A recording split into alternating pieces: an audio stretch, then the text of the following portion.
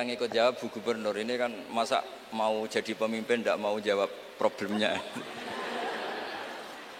Udah datang pakai helikopter, ada pertanyaan nggak mau jawab.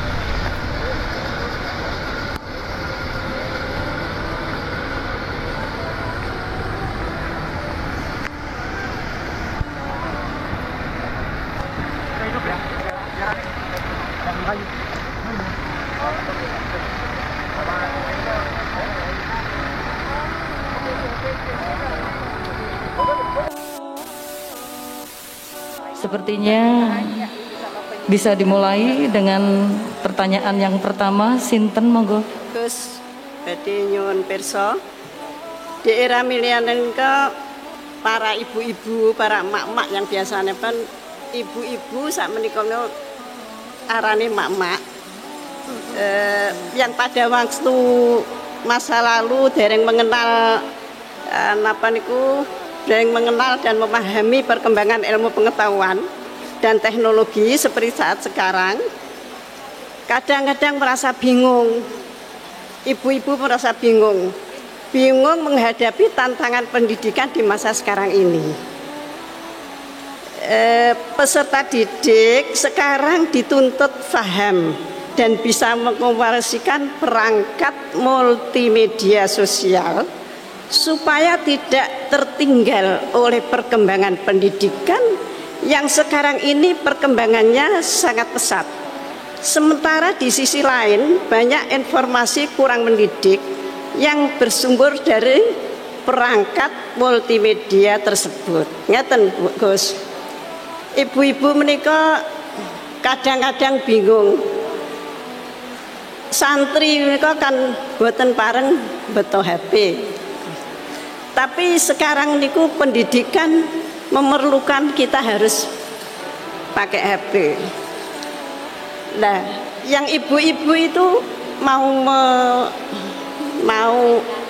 mengikuti itu sudah kadang-kadang sininya sudah tidak nyambung.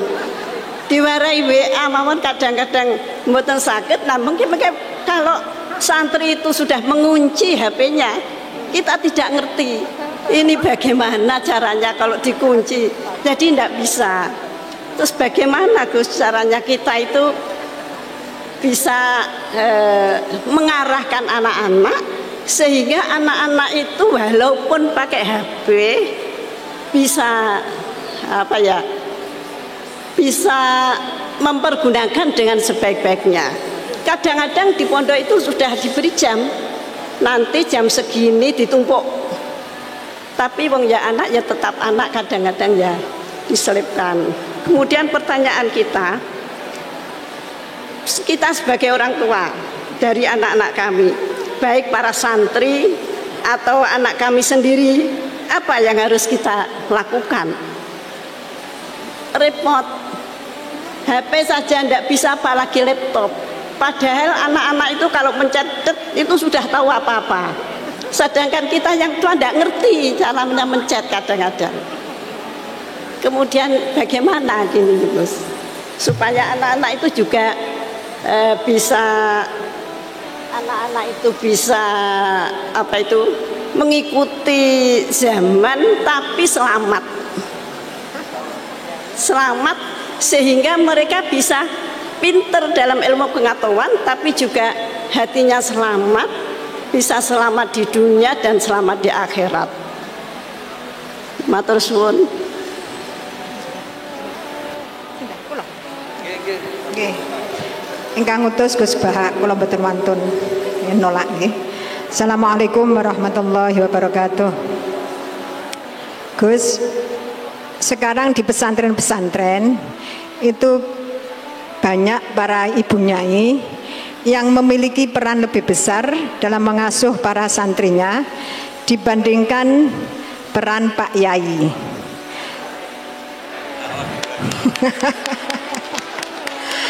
Tapi ketika ada ibu nyai yang namanya tercantum sebagai pengasuh, masih banyak masyarakat yang memandang tabu ini Gus, atau tidak etis. Bahkan dalam sebuah lembaga yayasan seringkali perempuan-perempuan itu dimarginalkan. Padahal perempuan itu kalau diberi kesempatan luar biasa Gus, laki-laki kalah semuanya. Kadang pendapatnya itu tidak dihiraukan, meskipun sebenarnya bagus. Dan ini loh Gus, saya minta keadilannya Gus.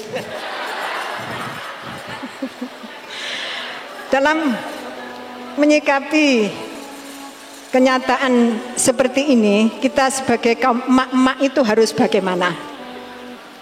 Saya menuntut keadilan Gus, dari Pak Yai, dari panjenengan. Terima kasih. Assalamualaikum warahmatullahi wabarakatuh.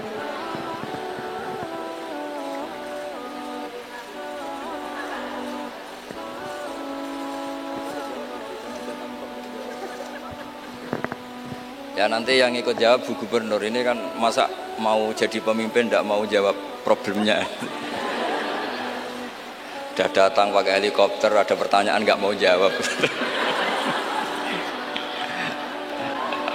Saya ini ganjarannya sudah terlalu banyak, 5:30 sudah datang, nanti diminta ikut meletakkan batu pertama ya. Oke. Terus begini Bu Nyai Nur Iskandar ya. Jadi saya punya cerita dari Bapak, juga cerita ini pernah dihentikan Mbah Mun. Ada filosofi ilmiah yang nggak bisa diganggu gugat. Ini harus kita camkan. Misalnya begini, al-insan abdul ihsan. Manusia itu pasti mudah diperbudak atau dikalahkan oleh kebaikan. Singkat cerita, ada seorang kiai waroi zuhud, di rumah nggak ada TV, nggak ada HP, nggak ada motor. Saking inginnya anak itu nggak terkontaminasi TV, nggak terkontaminasi HP, juga nggak sering keluyuran ada motor. Tapi apa yang terjadi? Anaknya ini malah pertama punya HP atau memakai HP dipinjemin temannya. Kebetulan temannya itu tidak sholat. Pertama naik motor juga dipinjemin orangnya yang nggak sholat. Pertama tahu TV juga di tetangga, komunitas keluarga yang tidak sholat. Sehingga perasaan anak ini hanya punya utang jasa sama orang yang tidak sholat. Lama-lama kenangannya apa? Ternyata orang yang tidak sholat itu lebih manusiawi ketimbang yang sholat. Singkat cerita, anak ini akhirnya nggak sholat. Ketika anaknya itu nggak sholat, orang tuanya itu coro Jawan itu tobat, minta-minta maaf sama bapak, sama saya. Era kiai saya minta, karena melihat Mbah Maimun itu di rumahnya ya ada TV, bapak saya di rumah ada TV, juga ada motor. Ketika sowan, walhasil intinya diceritain kenapa banyak kiai alim yang longgar, di rumah ada TV, ada HP, ada motor. Ternyata karena jangan sampai anak kita pertama merasa utang jasa itu sama orang lain. Nah, kalau orang lain ini yang orang nggak bener bisa berabe kan. Nah pondok juga gitu, kalau terlalu ketat HP, terlalu ketat apa, ternyata HP ini barang mewah, barang wow, kebetulan yang nilai orang lain. Dan akhirnya santri ini merasa utang jasa sama orang. Nah ya kalau orang lain ini tepaan orang soleh, kalau enggak. Makanya ibu-ibu juga situ, senyum tuh barang mewah, ternyata bapak-bapak kenangannya sama bakul kopi, tidak sama istrinya. Akhirnya yang diingat ya bakul kopi, karena senyum itu mewah. Ini sekaligus jawab pertanyaan yang enak, minta keadilan. Saya juga minta keadilan. Ya itu sudah komplit jawaban itu sudah. Pokoknya kita kondisikan al-insan Abdul ihsan. Jadi itu tidak bisa ndak.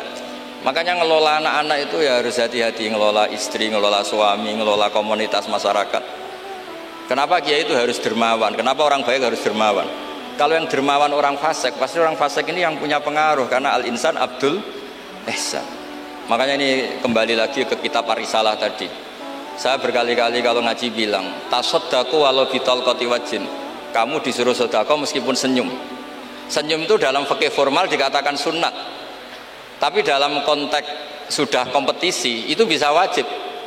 Di rumah nggak pernah ada senyum, di warung kopi ada senyum terus. Kira-kira menang mana? Sama. Ketemu preman disuguhi kopi senyum, sowan kiai diamu itok. Akhirnya masyarakat mau ke preman karena di sini lebih dimanusiakan ketimbang kalau sowan kiai dimarah-marahin tok. Akhirnya konsep Nabi Tolkoti wajib tidak lagi kita katakan sunnah tapi wajib. Makanya berarti ibu-ibu senyum sama suaminya wajib. Tapi kalau disenyumin terus ya wong lanang ya dablek itu dikira nggak pernah salah. Berarti marah juga. Ya sudah, tidak usah diwajibkan, sudah dilakukan, alhamdulillah. Jadi menurut saya ngadepi fenomena sosial apapun kita harus punya kaidah ilmiah yang permanen, yaitu al-insan Abdul ihsan. Semuanya fikih, semuanya solusi, semuanya teori itu pasti kembali ke situ. Kalau kita lebih menarik karena ihsan kita, pasti orang ke kita. Tapi kalau kita jeblok secara sosial, ya dibayangkan Allah itu walau kunta fatrulidal qalbi lan faddu min haulik. Kalau seorang pemimpin itu kok wangkot, angkuh, tidak simpatik, pasti lan faddu min haulik, pasti orang itu bubar. Jadi itu jawaban umum, tapi insya Allah menjadi solusi untuk mengelola anak kita. Saya sampai sekarang itu ya biasa ngedusi anak saya, jalan-jalan sama anak saya, supaya utang jasanya anak itu sama orang tuanya. Istri saya itu keluarga Sidogiri. Itu saya pernah bilang, kalau anak saya minta uang jajan meskipun saya tidur agar dibangunin oleh anak saya. Kata istri saya kan yaitu nanti melatih dak sopan. Tapi akhirnya saya beri penjelasan secara ilmiah. Yang wajib jajan anak itu orang tuanya, jangan sampai ganggu mbak-mbak atau kangkang. Sehingga korbannya ya harus saya, bukan orang lain. Jadi kita harus kadang-kadang lebih bicara ilmu ketimbang akhlak. Apa artinya anak kita berakhlak sama orang tua, tapi anak kita pas mau jajan ngel-ngel orang lain. Nah hal-hal seperti itu supaya apa? Anak kita punya kenangan, saya bisa jajan karena bapak saya bisa jajan karena dituruti bapak saya. Tapi kalau kenangannya sama tetangga, dan kebetulan tetangga kita misalnya kurang baik, maka nurutnya sama tetangga yang kurang baik ini. Jadi ini menurut saya, ini karena masalah ijtihad. Neng anak boleh gak setuju ya, karena ini masalah ijtihad. Tapi harus setuju, satu-satu diundang orang dituruti fatwane kan. Tapi yang jelas kaidahnya itu tadi pegang al-insan Abdul ihsan, sehingga kita bisa ngelola gimana orang-orang baik itu berjasa. Makanya ketika Rasulullah SAW masyhur itu, inna hadatin irtadaituhu li nafsi wala yusliha li hadatini illa sakha wa husnul khuluq. Agama ini sudah final, cuma yang bisa mengawal agama ini hanya dua, yaitu dermawan dan husnul khuluq. Jangan sampai orang lain yang nggak benar lebih berempati, lebih dermawan, sementara yang soleh kurang dermawan atau kurang empati, sehingga kompetisinya orang soleh ini kalah. Ya saya kira demikian. Ini mohon terakhir, mohon assalamualaikum warahmatullahi wabarakatuh.